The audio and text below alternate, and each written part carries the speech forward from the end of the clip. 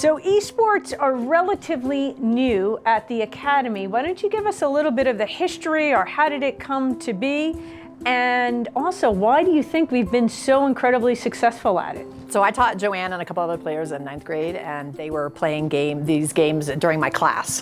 So it was a little bit frustrating that time, and definitely it was frowned upon. So when NMAA said that it was going to be a sanctioned NMAA activity, and then when we were going to be home during COVID, I was like, well, I'll help organize it. And then when we came back to school, we had to finally actually get a computer lab here, and you were nice enough to get us a computer lab here so that all the kids can play. And last year it was only one room, and now we're into 2 rooms, so right. It's a great thing. From COVID, I know a lot of my friends who started playing video games because they were stuck home, they couldn't do anything. So because of that, the whole esports scene has grown a lot. We had a lot of kids who went by and they're like, hey, how do I join? I'd love to join. I play this game, do you have this game? On the first week of school, I was a new student in 9th grade, and I just saw them playing League of Legends in the 9th grade commons.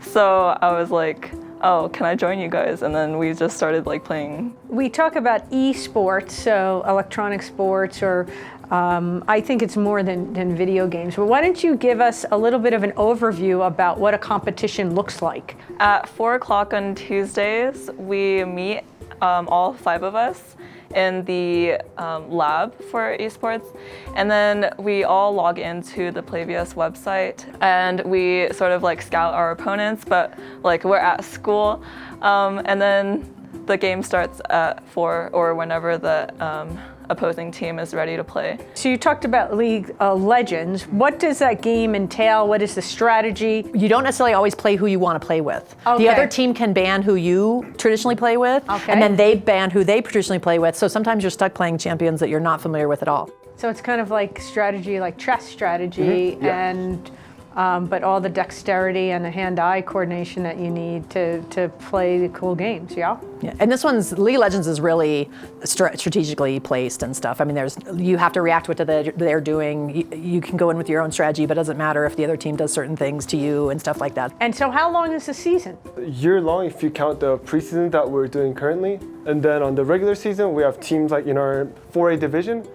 We play against each other. It's like state for any other sport. We go to the round of 16, and then we play our finals at the APS complex in Louisiana. That was probably the high point last April, playing in live in a big stadium spectacle. So we're only in our 3rd year as an esports team.